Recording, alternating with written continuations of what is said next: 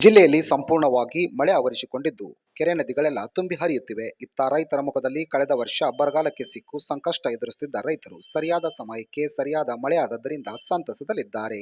ಈ ಪೈಕಿ ಕುಮದತಿ ನದಿಯು ಕೂಡ ತುಂಬಿ ಹರಿಯುತ್ತಿದ್ದು, ಜಿಲ್ಲೆಯ ತಿಪ್ಪಾಯಿಗುಪ್ಪದಲ್ಲಿರುವ ಜಂಗಮ ಕ್ಷೇತ್ರ ಶ್ರೀ ಗುರು ಮೂಕಪ್ಪ ಶಿವಯೋಗಿಗಳ ಮಠ ಉಭಯ ಪೀಠಾಧಿಪತಿಗಳು ದಿವ್ಯ ಸಾನ್ನಿಧ್ಯದಲ್ಲಿ ಸಕಲ ಸದ್ಭಕ್ತರ ಉಪಸ್ಥಿತಿಯಲ್ಲಿ ಕುಮದತಿ ನದಿಗೆ ಬಾಗಿನ ಅರ್ಪಿಸಿದರು.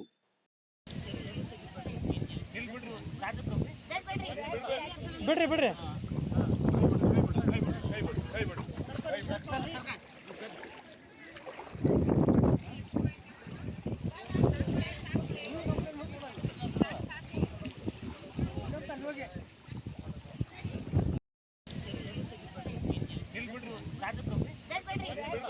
ಬಿಡ್ರಿ ಬಿಡ್ರಿ